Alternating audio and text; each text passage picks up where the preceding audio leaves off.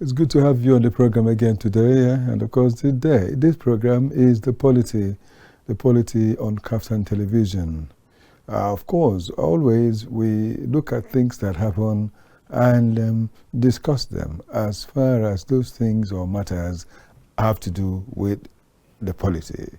And this day will not be a different matter. It will still be the same thing, even as you join us. It's King Adewale Film Theatre Arts and Network, and of course it's a television station. And so we will be talking about one particular thing this day, and that's talking about the elections that will be happening in the FCT. Okechukwu Onubogu here, by the way, and we'll be talking and we'll be sharing to know how the people are prepared and how it's going and all that has to do with it. In addition to the fact that we know that there is a new umpire when it comes to having the person that is the chairman of the Independent National Electoral Commission. And so this day we will talk about all that and see, do we see any form of preparedness and how prepared they are for what will be happening in the Abuja elections. We have the local government elections, we have a chairman that will be there, and of course, apart from the local government chairman, that is, in actual fact, it's not local government chairman, we'll call them the chairman of the municipal, of the Abuja areas. We have the 5 municipal areas. We have the one that is the AMAC. So there is a chairman of AMAC. Then there will be a chairman of Buhari. There will be a chairman of all of them. I will just mention them as we go on. And apart from the chairman, we will also look at the fact that there will be elections for those who will be in the local house, as it may be, the councillors in these areas that we're talking about. So it's all part of what we'll be talking about. And the guest that is supposed to be here with me this day is a political activist, a young political activist, and a youth leader. I'm talking about Comrade Alamgboye, Duke Alamgboye. So we'll be talking with him, we'll be sharing things. But before then, all we want to say is that we would also let you say your own mind concerning the Abuja elections and the way it is. That's the FCT, Federal Capital Territory elections. We also know that there is a senator representing the FCT. That FCT senator, the election of that one is separate. It wouldn't be happening at a time like this. That one will come later when there will be the presidential election, because the tenure of the senator is longer, much longer than that of the chairman, who will come in and stay and leave, and another person comes in. So it's just these ones, like the chairman and the councillors. It's their own election, really, that matters at a time like this. So the campaigns are there. The people, they have been permitted by INEC since the beginning of last month, really, to campaign and move around and seek for votes, and they are doing such a thing. In actual fact, we would have had one of the contestants here on the program today, but we have not heard from him finally. He did promise to be around, but we'll still get another. We'll try and get them to come in here, share with us, talk about it, and see, let's know what it's all about and how it affects us. But we'll be sharing a lot more apart from that. And of course, you're free to make your call when the time comes and say what you think and bring up, even in actual fact, bring up any other topic. We could still talk about it and maybe eventually take up that your topic and use it the next time we'll meet on the program. So that's it for now. We'll be sharing a lot of it. But as always, we'll say that it's your show. We expect you to be part of it. We expect you to make your calls. We expect you to say things, and then we'll respond and know what you think, and you get to understand the way we feel about your own response. All of this and much more will happen on the program. Welcome again. Well, we'll just observe just a little break, and just immediately after that, we'll return and face the fact, as it were.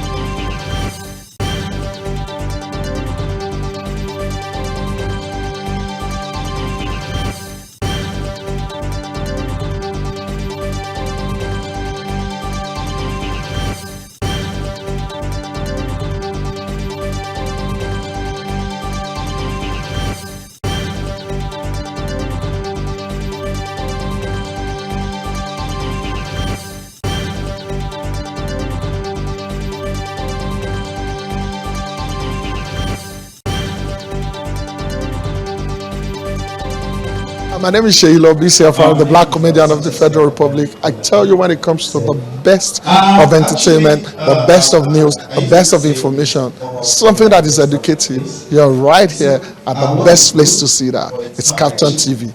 You know what? Increase the volume. Keep watching. Don't touch the dial, okay? This is your girl Okechukwu Blessing Sunday. I want you all to keep watching Captain TV. Please keep watching Captain TV. It is the best TV station in the country. They're doing an amazing job. Please do not touch the dial. Keep watching. Thank you. My name is Sheilo BCFR, the Black Comedian of the Federal Republic. I tell you, when it comes to the best of entertainment, the best of news, the best of information, something that is educative, you're right here at the best place to see that. It's Captain TV. You know what? Increase the volume. Keep watching. Don't touch the dial, okay? This is your girl Okechukwu Blessing Sunday. I want you all to keep watching Captain TV. Please keep watching Captain TV. It is the best TV station in the country. They're doing an amazing job. Please do not touch the dial. Keep watching. Thank you. My name is...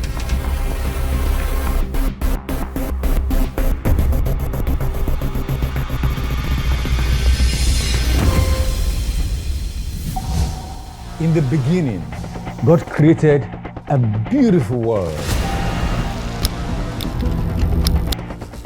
3, 2, 1. Action. And that's why, at Captain Television, we imagine a beautiful world.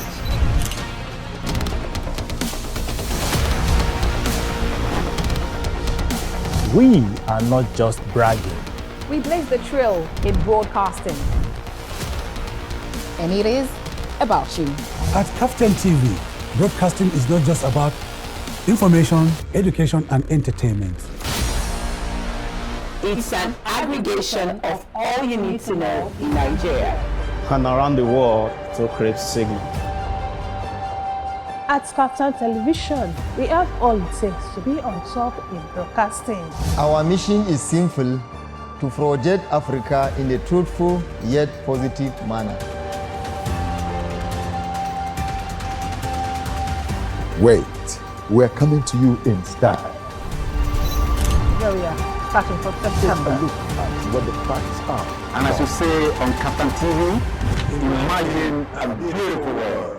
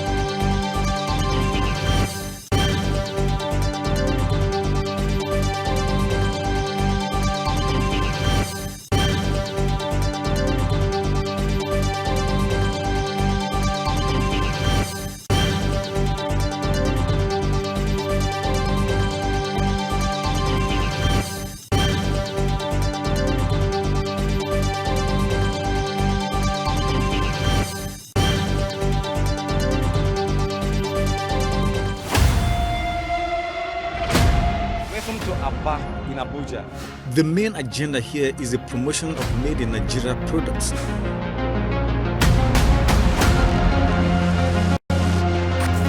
Could this trigger the much needed change in the telecom industry for better service delivery? Well, as they say, only time will tell.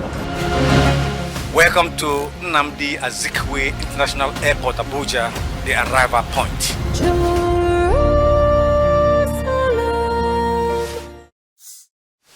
A golden opportunity for the country to showcase its potentials among Committee of Nations. Now, here comes the body, accompanied by her husband from India, where she has been receiving treatment. Total liberalization of the communication sector will bounce back in view of the sentimental attachment to it by Nigerians. The need for the players of the industry to still put their acts together to consolidate on the previous efforts has therefore become imperative. That popular saying that necessity is the mother of invention is beginning to have effect on Nigeria for good. Reporting from Dubai. Hello, I am Ruben Okala. I have not retired. I am refiring at Captain TV. And as you see on Captain TV, imagine a beautiful world.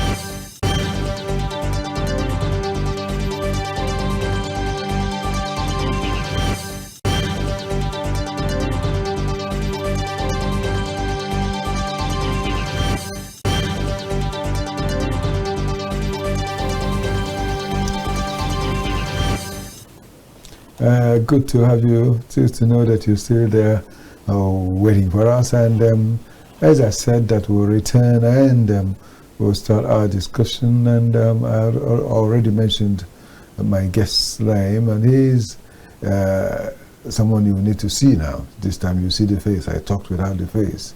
And so let me say that he is there. I'm talking about Comrade Alamgboye Duke. He is a political activist, I would say, and he's a youth leader. Good to have you on the program, sir. It's a pleasure. Thank you very much, sir. Right. Thank you very much. Good afternoon. Good afternoon. Now, there is something that's happening that's on right now in the FCT, and that is talking about the fact that the Independent National Electoral Commission, INEC, released timetable for the INEC election, for the local government elections here. And so they've been permitted to go about to campaign and get people that will vote for them before the election proper. I guess the election will be happening sometime in January, but then they have been freed to talk about it now. And so we're looking at the FCT elections today. And it's a battle for all parties, all political parties. How do you see this? First the release, then the parties' involvement, and how much of the campaigns have we seen around us? These are the things we want to check on the program today. Okay, thank you very much. And I think this is a topic at the focus of the heart of Abuja presently. One thing I want to commend INEC respectively in Abuja is that the election is not one-sided. You know, in other states we see the dominating party, the party in power, in leader, and so the party in government, the state government dominating the elections, and it has always come out to be that the party in power wins all the election. So the peculiarities and the differentials of how does that happen? What is the magic? When some of these governors do not even win their elections on ground, they would have won the election through the court. So at what point did the citizenry of a particular state change their minds to begin to vote all LGA chairmen, all councillors emanating from one distance. So it's a very big bias for local government elections. But the FCT election has shown so much capacity and inclusivity, where we are seeing almost all the political parties fielding in candidates for the local government elections. So local government chairmen are going to be elected, local government councillors are going to be elected, and so far the candidates that have the capacity have been going around the municipals doing their campaigns peacefully. People are going about their job. That's one other peculiar thing I like. It's not shutting down the states. There is no riot. People are not fighting. Political parties are visiting homes, people, business areas to campaign for votes. So it's dynamic. This is the color of politics we want to see, where people are not streamlined or restricted for movement because of electionary period. People have to excuse themselves to still go about their daily activities while the electoral process, the campaign process, is still on. So I think thus far, with what I've said and what I'm perceiving, I want to congratulate INEC for this peaceful. This is the first time I'm also following the FCT local government election, and I think this is the way it should be. One thing that I commend is that the campaigns are on, but you can see that people are still going to marketplaces are still opened. No restriction on the streets. We are not hearing that candidates are fighting. We are not hearing that the one political party is blocking one arena against the other. Those things are not featuring in their campaign. So I think thus far, what is going on in the FCT as regards campaign, I think I'm impressed. Okay. Yeah. Looking at it, we have seen, honestly, you're quite correct, because there is peace in the land. Yeah. People are free to go about saying the things they want to say, campaign the way they want to campaign, quietly and peacefully, and it's a welcome development. There is that is, you could say that it's not a case of politics of bitterness. Of bitterness, exactly. I agree with you. Yeah. That bitterness and destruction. And destruction, yes. Yeah. It's going on quietly. Oh well, you see me. In actual fact, I was on a program a day somewhere, and two of these contestants came into the program to come and ask for vote for the people, campaign for people's vote.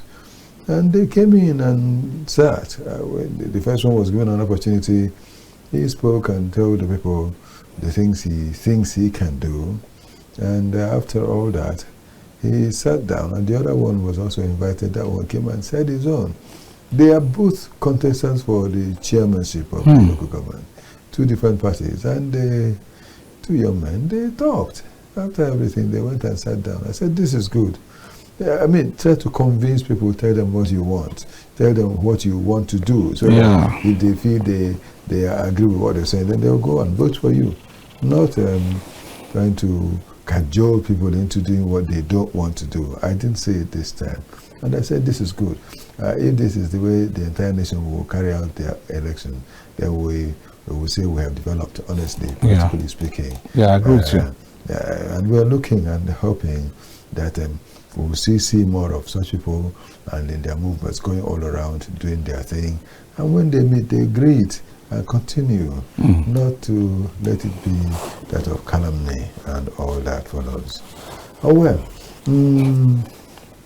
before now we have had political parties, different political parties winning different elections. In actual fact, there was one that Buhari had someone in a different party. The municipal council had Amak, had another municipal area council, Abuja municipal area council, Amak had another one. Kwali had someone else, and so like three different parties. And Dude say, is it not? Yeah. That one. So like they had them differently like that, and they've all gone on to do their work, cooperating and doing their things. There are different political parties with their different logos, which we even have. We need to even see them so that somehow we get to be reminded of these parties and their logos. Can we look and see the parties' logos, and then we'll continue as we say what we're saying. And so Duke, you see that there are many of them. There is the PDP, APC, ABGA, there is the SDP, and there is the ADC again. There is COA Party, NCP, ID. Yeah, I think all the political parties are represented. Yes, yeah. ABGA, and many of them, all of them coming up, PPA, and as they are on, we're seeing that these are all parties that will still contest here in the FCT, and we hope that as the contest goes on, it will not become a battle. Let it just be, well, it could be a battle, but a battle, of course, a battle of understanding, not a battle of calumny or campaign of calumny, but something that is okay. Because when we have such things, I think there are things that these will pretend. It shows that when it is like this, then when they eventually get into the election itself, it's most likely that it will also be peaceful. And then when whoever wins, every other person would accept it, because they know that there was no struggle, no fight, no all that are on the negative before they got into office. And looking at it that way, it will be an opportunity for whoever that gets into office to also wholeheartedly work for the good of the people and to, develop their area council effectively. How do you see it? Well, I want to also completely agree with you. Competence. People are allowed to campaign freely, and then the FCT has its peculiarities. People of different tribes, people of a different religion, running for election. It has a character, federal character, characteristics that allows people to contest wherever you come from. The only thing that you would have been very popular in wherever election you're contesting. I've seen Igbo people contest an election.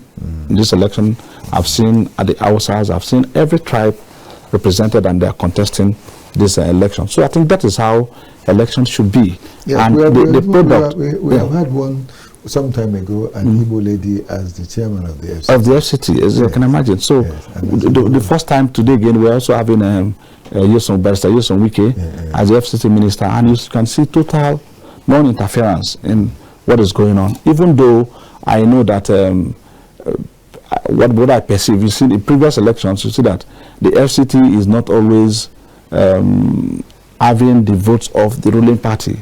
While the presidency was APC, you saw the local government chairman and then the councillors, they were all PDP. So PDP and then other political parties, there was Labour, mixture of other parties, and then also even the APC, but they were minority. So that is to tell you how that the Abuja election, the FCT election, is peculiar. It has its own methodology, it has its own tone, different from the every other state elections. So I agree with you that contestants are going to be thorough. Contestants are going to be, it's going to be competitive enough such that the products will determine the level of governance that will emanate from it. Because generally, we will not see this election being influenced. With the way the campaigns are going, everybody is free to campaign, is campaigning wherever he or she strength lies. So at the end of the day, credible people will emerge, and we'll see the dividends of democracy. The present chairman, I think they are doing very well. I think with the help of the Honorable Minister, he came and he awoken their spirit, and there's a touch of development in almost all the municipalities, and that is a credit to me. It's a slight credit to the local government chairman, and for the fact that this is Nigeria, I can't take it away from it. I understand that they've all defected to the ruling party, the APC. So even though they are having a little bit of stand against over their other competitors, but it is still nobody is resting. Everybody hands is on deck. The councillors, women are also contesting. I'm also aware that the women, the women participation in politics is making women even do more in the FCT. They are following up their female contestants and ensuring that these persons also comes on board to be part of leadership in democracy. So the FCT is quite peculiar, and if this is the test case that we can use, the test board we can use for other states, it would be nice. You know, when you go to other states, you see the governors dominating the elections. In fact, the elections are written even before so that's why you see in so many areas people are agitating that the state elections should be done by INEC, and that is because other political parties are not given the space to campaign. Even before campaign will start, they've blocked campaign arenas, they've blocked they tear posters and all that. But in the FCT, we are not seeing that. People are, you can see the atmosphere is very calm, but you won't believe that campaigns are going on seriously. Mostly the people contesting the municipal, what they call AMAC, that is the center city. You see their campaigns are going on, but they are not obstructing vehicular movement. They are not causing any kind of mayhem in the metropolis. They are not no fights, no tearing of banners. These are the ways that we feel that local government or state elections should run and get, and so that credible candidates can come up. I think INEC really need to concentrate and bring out the benefits and the good things that are happening with this FCT election as a test case to other local government elections. It's sad that in a state where the governor one is seat as a governor slim, or sometimes through the court, will come back and conduct local government election, and every of the local government chairman, every of the people from his party, people from his party. So you begin to wonder, and then even while that is on, if that governor is contesting for the second tenure, you even see that he is not generally sweeping the whole state. He finds it even very difficult. We can cite so many cases. He finds it very difficult to even win the election, even though you have all the chairmen, and that is to say that they are not popular. They are not the people's vote. They were just imposed on people, and then you begin to see you struggle to win your second term in office. So I think I agree with you completely that this will bring out good governance, and you know, working under the FCT minister as a councillor or a chairman, it won't be that easy, because it's somebody that believes in development. So if you are not developing the LGs, if you're not bringing topical issues, topical needs to the ministry for solutions, then you're also wasting your time. Yes, it will mean well for the people. It will all be good for the people if such elections are eventually held everywhere, because it will take away the rancor on a serious note, and make people understand that leadership is not all you must do, or it's not a do or die affair. Yes, it's not all that someone goes for, and if not, every other person must go down when one is going down. It's a thing that someone definitely would win and others will not win. But the way I'm saying it, it shows that towards the end of it all, at the end of it all, not even towards the end, when the elections have been conducted and results announced, that it's most likely that these other fellows who didn't win would gladly congratulate whoever it is, and even make themselves available to assist in working for the FCT as a whole. As a whole, yeah. And just as we have seen in the AMAC, you mentioned a bit of it, there is this a kind of making every other person to come in line with the party in power, so to say. It's become a norm now in Nigeria that almost all the parties, all the states, all the state governors are joining, all of them, and I keep wondering, what is in it that you won't just let your work be, and you want to go and get into all these things? And you are the youth leader. Yeah. How does the youth, see it as an individual, and how do youths in general see these carpet crossing that is all working towards one goal these days? Yeah. In my own opinion, is in two ways. I think we are all seeing what is going on, the internal crisis going on in the opposition parties. Opposition parties are not concentrating to criticize constructively the ruling party. So the people are taking aloof. You know, the party hierarchy is dwindling. We have party members, internal party members, taking their matters to court, unresolvable and lasting as though is a marital issue. So when the people in power begin to see this kind of threats that might lead to non-inclusion in the forthcoming election, they become helpless. So the only party that is a little bit formidable and not and that cannot go to such extreme court level is the APC. The APC is ruling. So which court will you take the APC to, or an APC member? Which court will you take it to? It will definitely have a terminating there. But what's happening mostly in the PDP and Labour Party, which are the most predominant opposition parties that are supposed to be well organized, criticizing government bad policies, are busy going from one court to the other, and it has lingered. This is 2 years after election, and this internal crisis had lingered to this time. So the governors, you will not also blame them.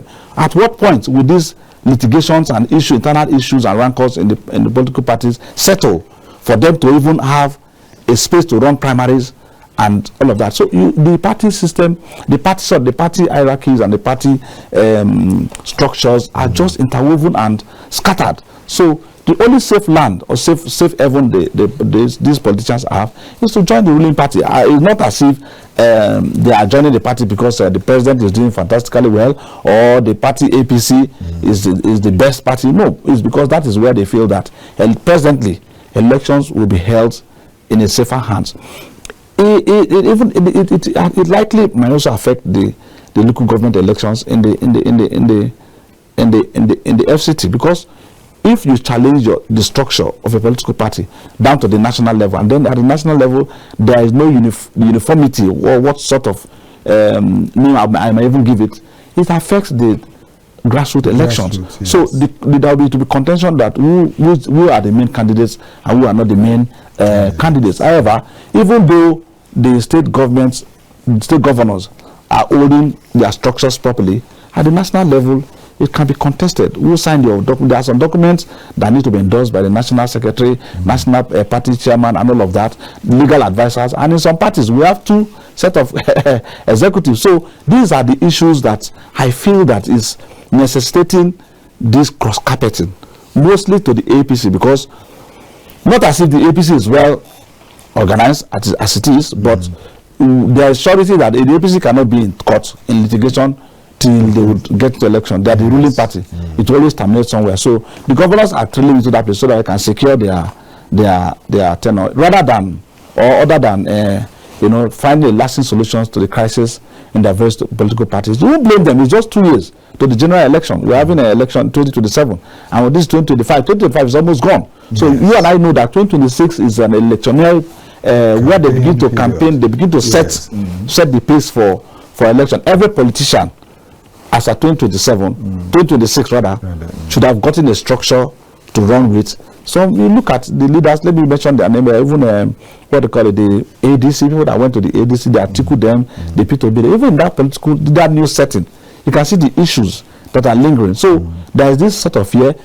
Sometimes Atiku seems like he's still in the PDP, and sometimes it's like he's still in the ADC, P2B, and sometimes denying membership. These are the issues.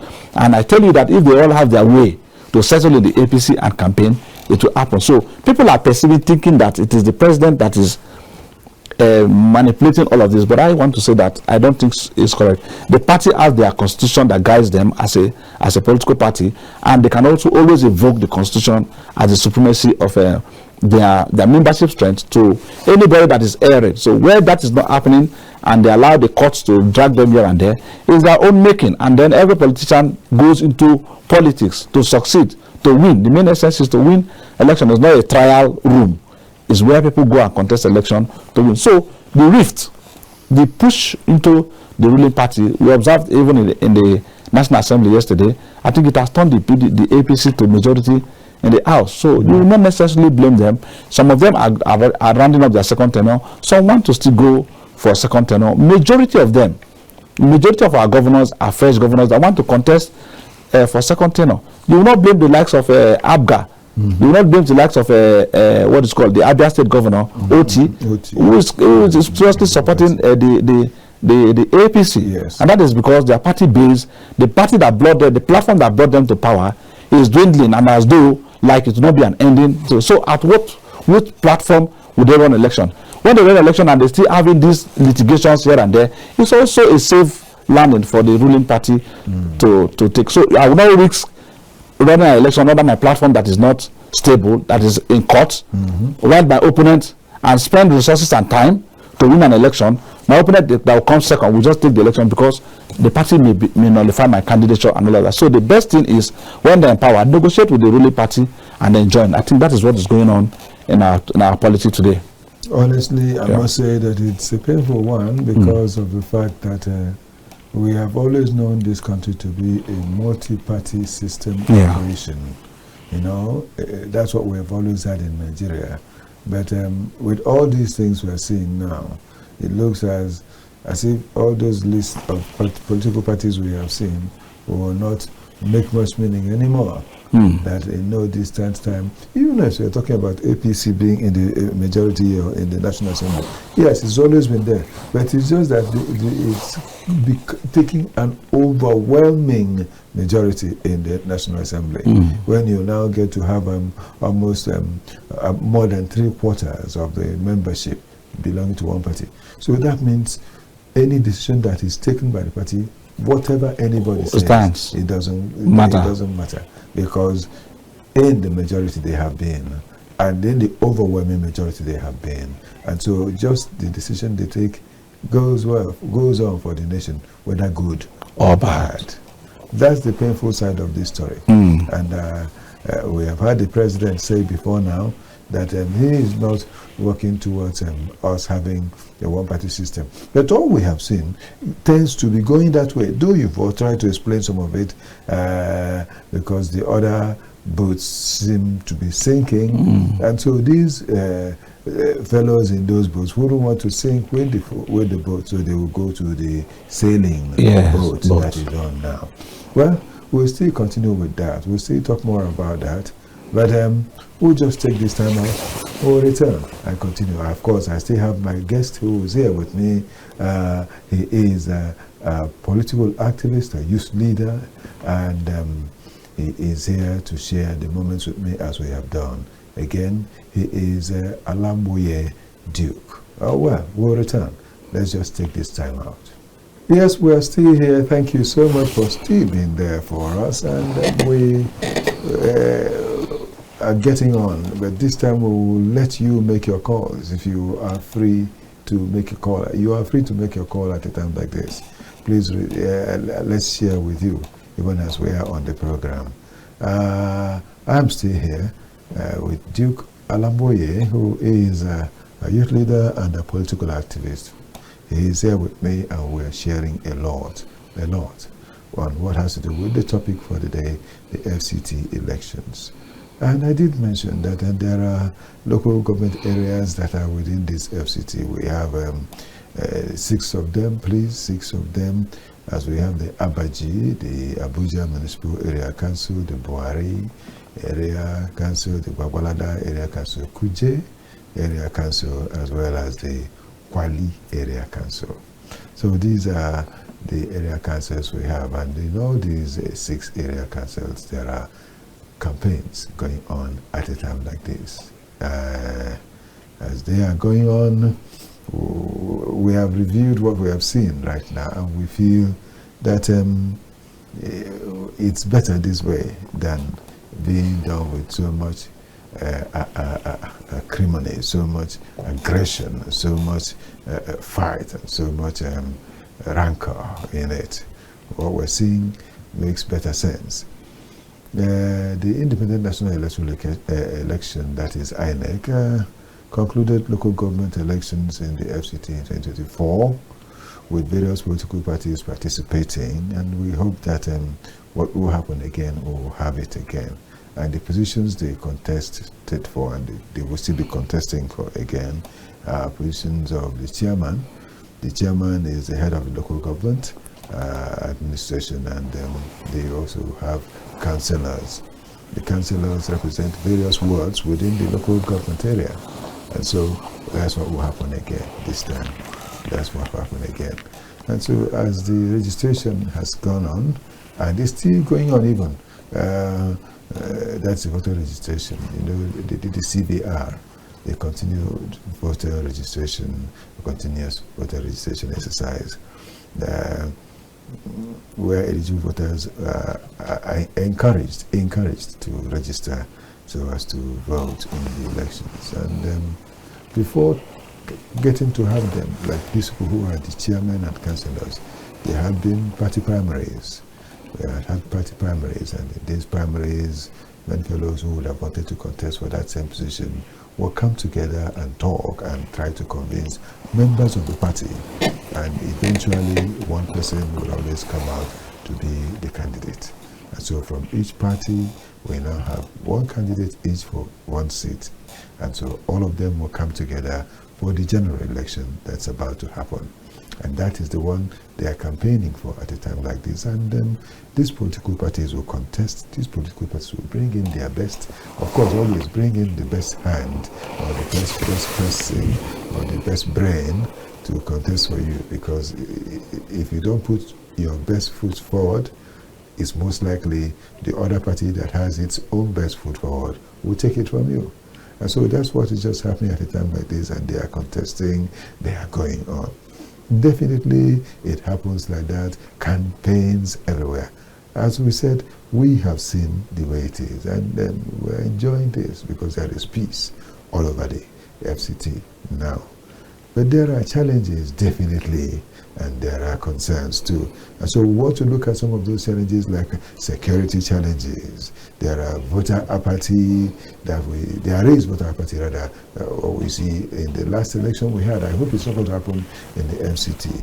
And there are the basic electoral malpractices that sometimes we ask, is it INEC that is doing this?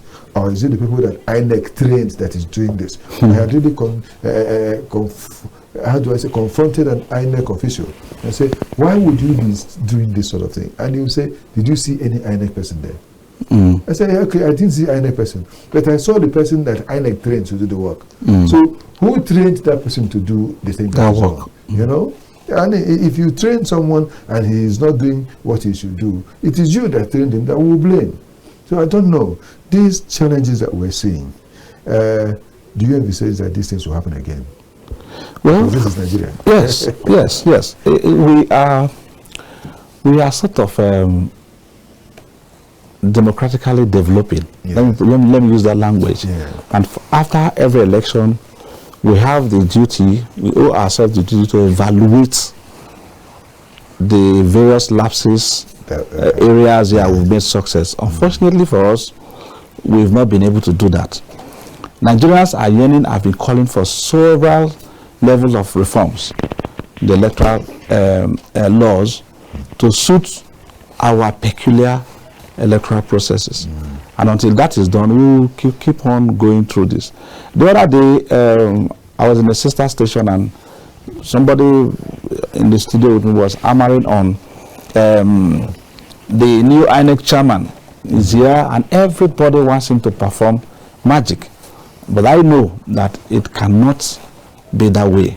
Yes, he has come with a lot of credibility, he has come with enthusiasm, but are the politicians going to assist him achieve this enthusiasm, these new innovations he's going to bring? He has been outside, he is conversant with the yearning of the people. Yes. Now he is inside, appointed to give the Nigerians good leadership. Through a free and fair, credible election, good leadership will emerge. So people have also said that the Anambra election, the 9th of November Anambra election, is a litmus test to him. I said no, true, because it's not a one-off thing. It's not something that he alone, as he's coming, he's not coming with a new set of staff or a new set of policies that are implemented. He's still coming to run on the old chambers to achieve what is good. So it's a systematic thing. It's something that's going to improve over the time.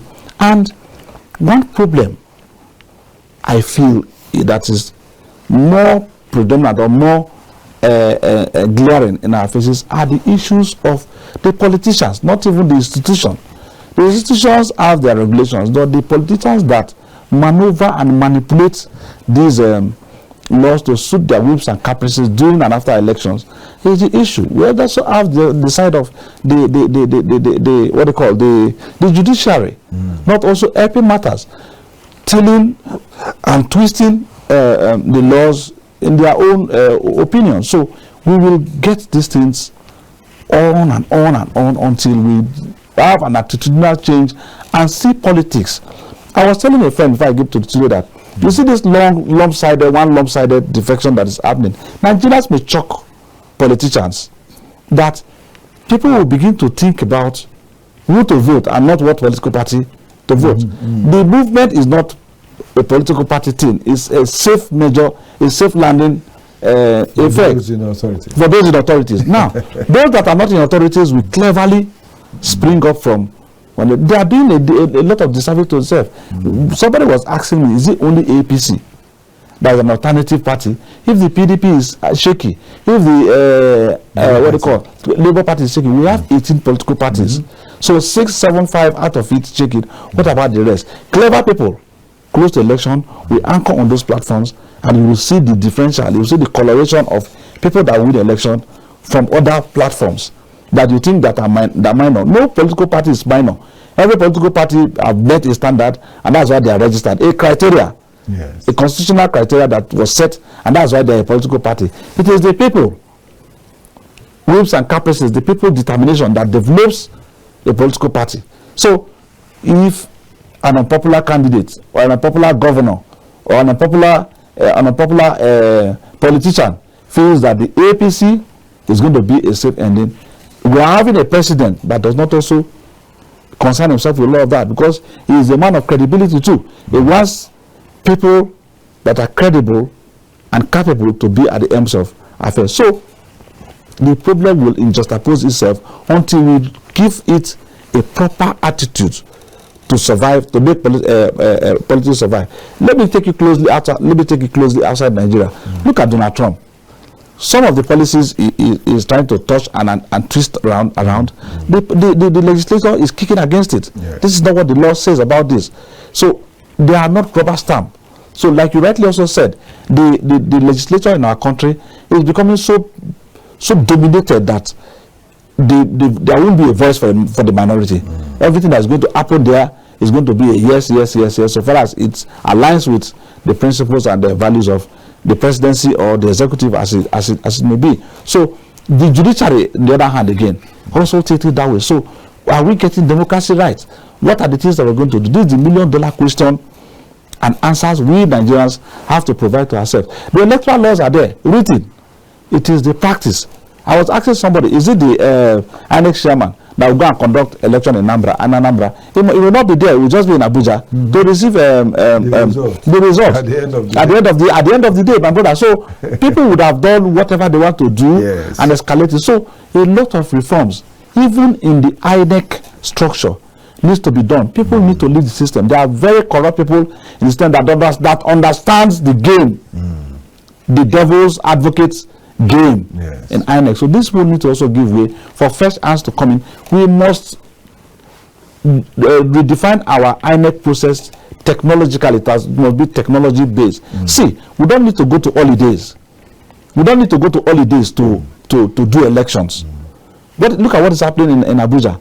Campaigns are on. People are on with electoral campaigns. But people are still working. So those things can apply during the general election. In developed countries, people in your office, you stay in your office, take your phone the way you buy card, you go into your platform and you vote, and then you've voted. Stay at work and do what you want to do. There are people assigned to collate these things technologically where they are. You vote, it goes, and then it prints out, and it is inputted immediately.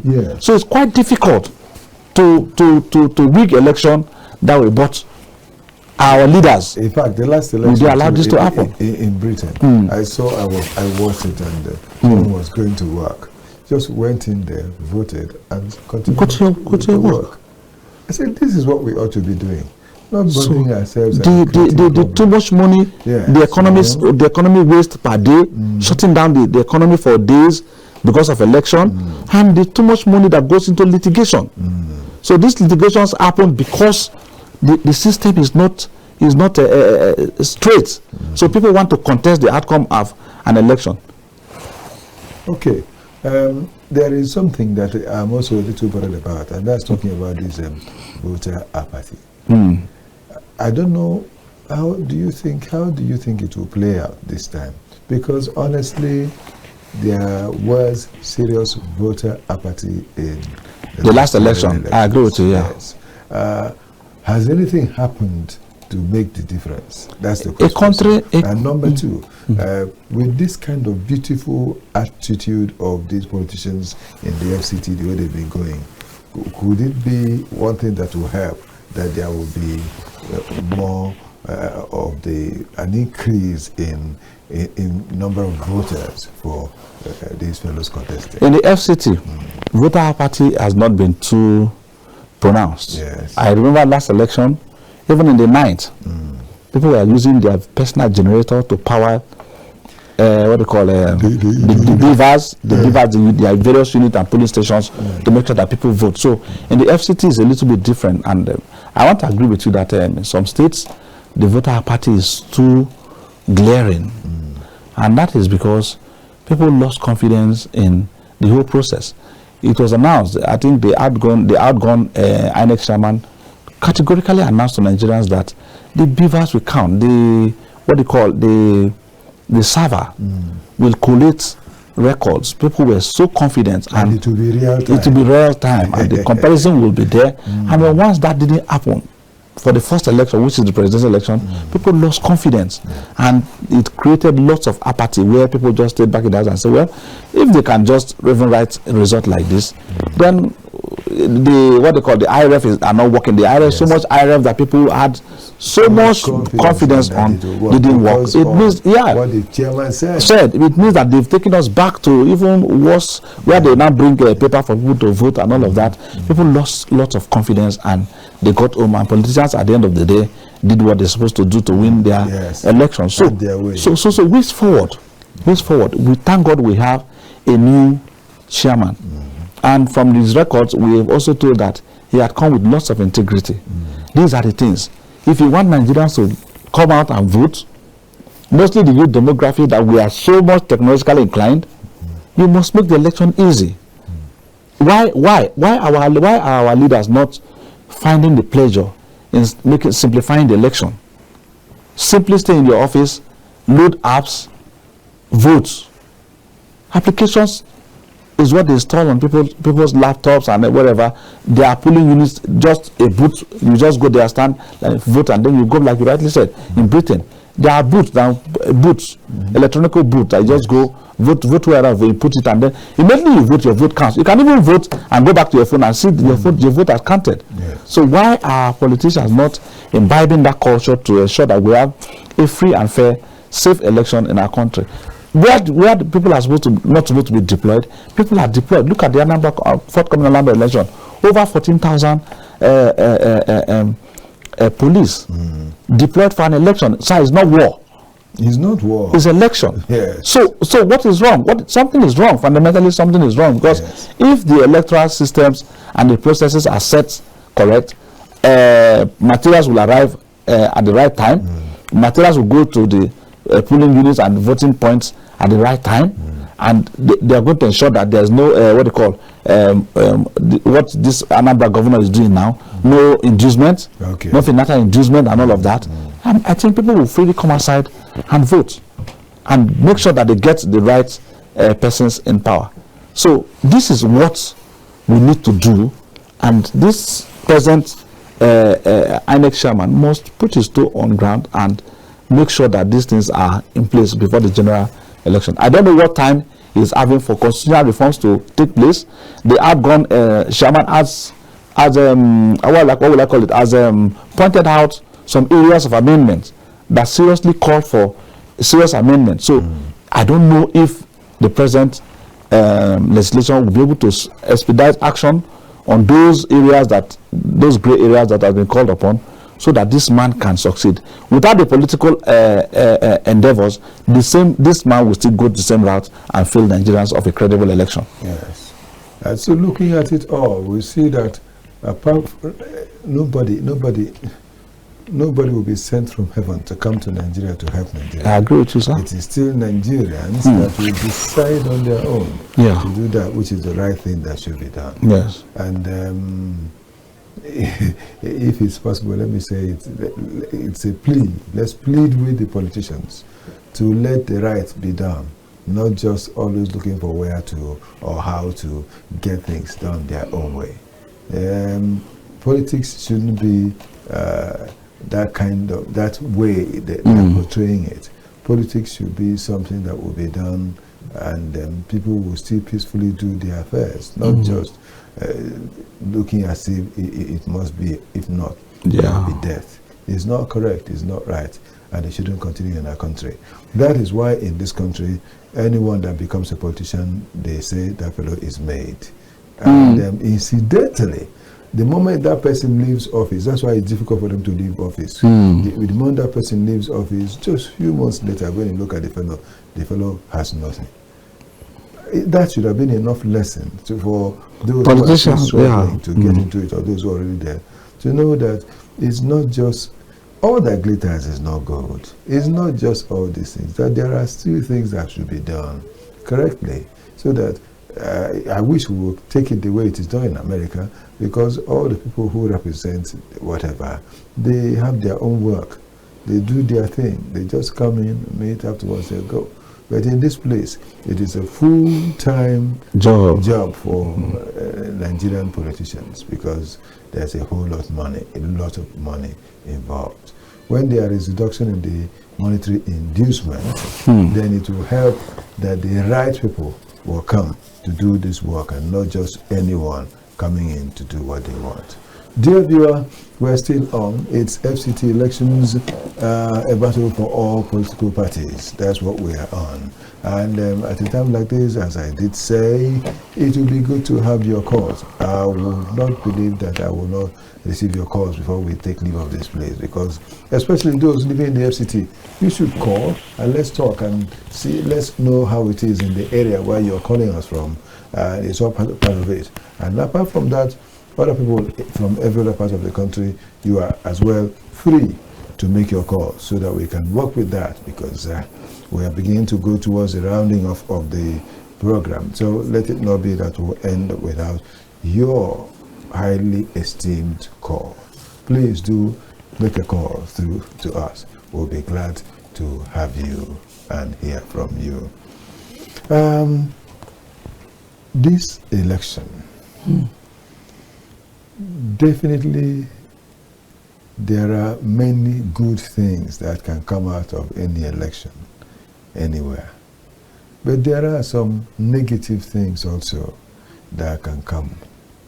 Looking at this one, do we see the positive and the negative sides, or are there some that are not clear yet?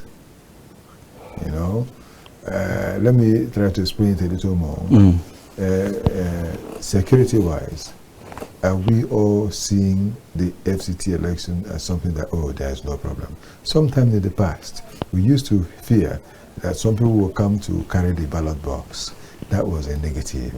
And sometime in the past, we also used to fear that the prominent people from other parties may be eliminated for these other ones in the other parties to become leaders. I don't know. It's such a thing, thank God, we've not heard about them right now. And there are some other negative things that have to do with these, some people maiming, or not just eliminating, maiming, or even kidnapping someone, keeping the fellow until after elections they release the person. These are some negative things that we see. And some people will want to spend a lot of money so as to win the election. And afterwards they will see, can we get to the level that even when someone does monetary inducement, if you know you don't want to vote for that person, collect the money, still go and vote for the right person you want to vote. Do you think we are ripe enough for this? Well, I try to think far while you pose that question to me. Yes. We are in a country where people are hungry. Yes. There's hunger, and I could remember people Hunger Day.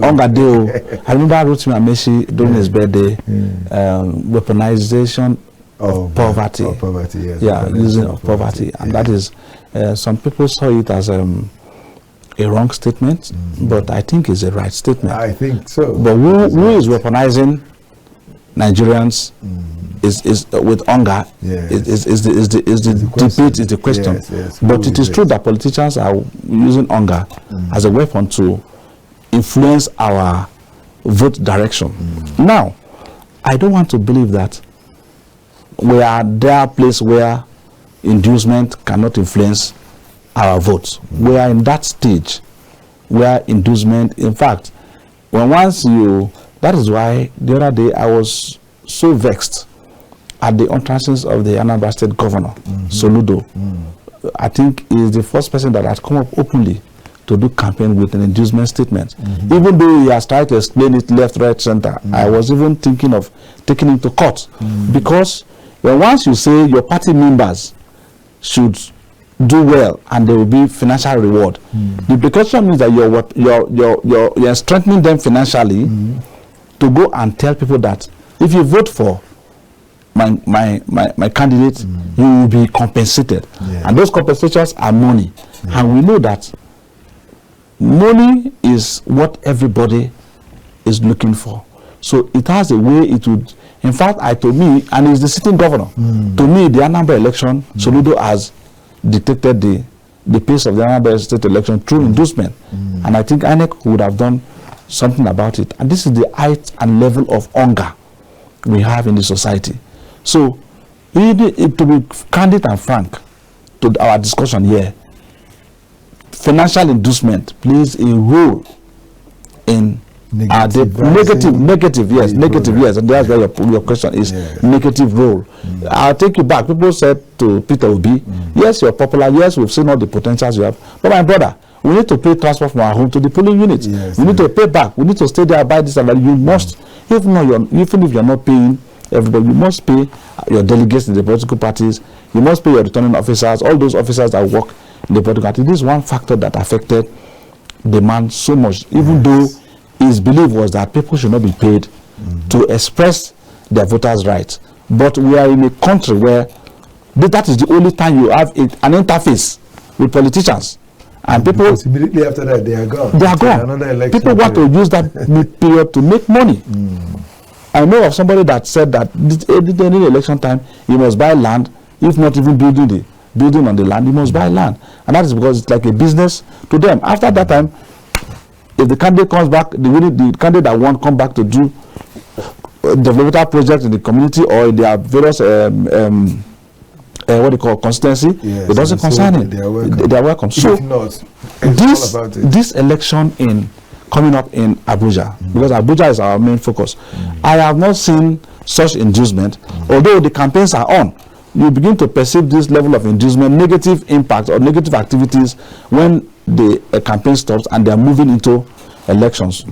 The attitudes like running away with what they call ballot boxes, hiring thugs to hijack and cause mayhem in polling units of voting areas, money inducement, promising voters that if you vote you get this and that. So those things will come immediately after the campaign. So, but presently we are seeing a free-for-all campaign. That stage is another stage that comes with its characteristics, and we hope that these negative influences are not carried into that election. Rather, they would have allowed the citizens, the electorates, to go down and still select amongst them the people that are supposed to win to, vote for them. I think that is what I feel should happen. Anyway, we are going to look at it. Yes. I have not envisaged that the negativities we experience in elections may not spring up. The FCT minister is very careful, and I don't think he has said anything about the election coming up. It's purely the municipal elections and then the councillorship elections. So let's see what happens after the election. I've not seen him. The only person I've heard the FCT minister talk about is the AMAC chairman, who, to my own conviction too, has done very, very, very, very, very well among the 6 municipal without campaigning for him, I think that he has done. Mekalango, yes, Mekalango has done very well, and he deserved. Yes, it's obvious. A lot that had happened.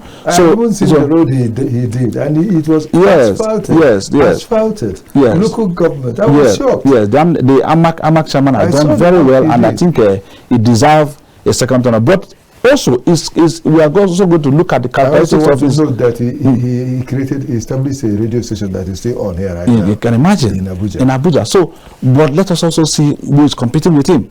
The caliber and quality of the person that's also competing with him may outweigh him. The popularity of that person may outweigh him. So, these are the things, the contentions that should allow people to vote, not the number of money, the amount of money you give to people. Each person. Yes. Yeah.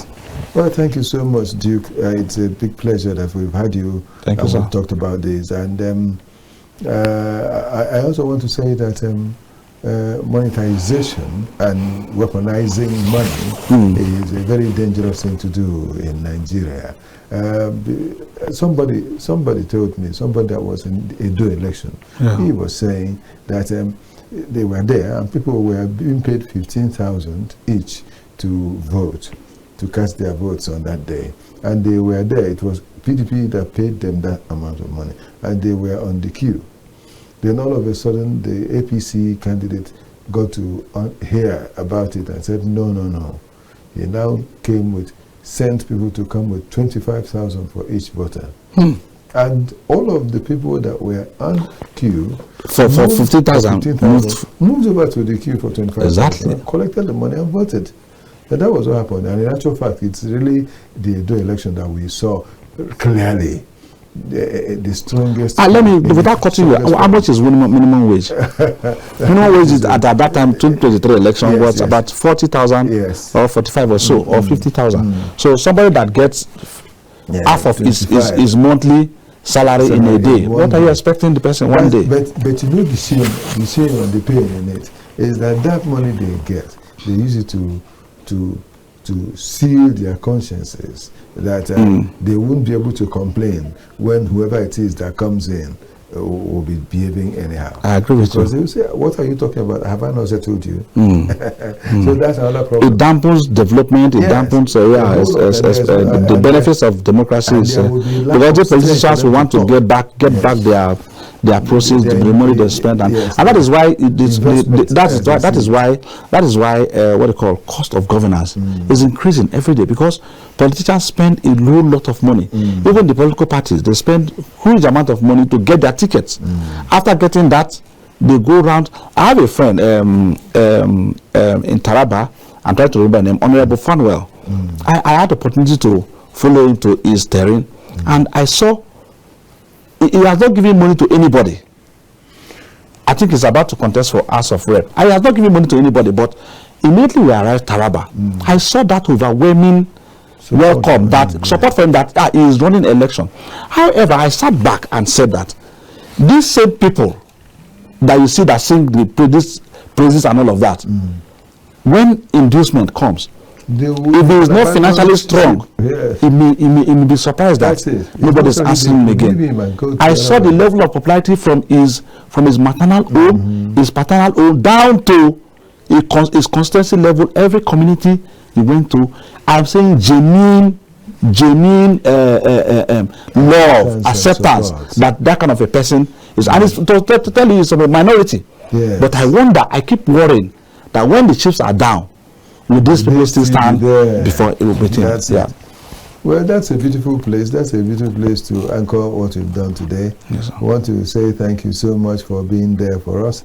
And Duke Alamgboye, it's been wonderful sharing the moments with you. It's a pleasure. I must say, as I always say, this wouldn't be the last time I'll be with you on this show. No problem. I'll see you for you. So that we'll be able to do this, do more of it, to help us talk more about all this. And the FCT elections that are yet to come, we will still find time to even talk more and get someone else that's involved to be here with us. And so we'll share more of that. And I want to thank you so much for being here. He is Duke. Duke Alamgboye is a political activist and a youth leader. And he's been here with me, sharing the moments, even to make sure that the best comes to you. And that also is the way we will go this day. But I wouldn't take my leave of this place if I do not say thank you to Samuel. That's Samuel Okechukwu. I wouldn't fail to say also thank you to Eukarya. That is Eukarya. I will still talk about the surname definitely. Onyeneke, yes. I wouldn't forget that, Onyeneke. And there has been this great man who has been here helping me to get things in order.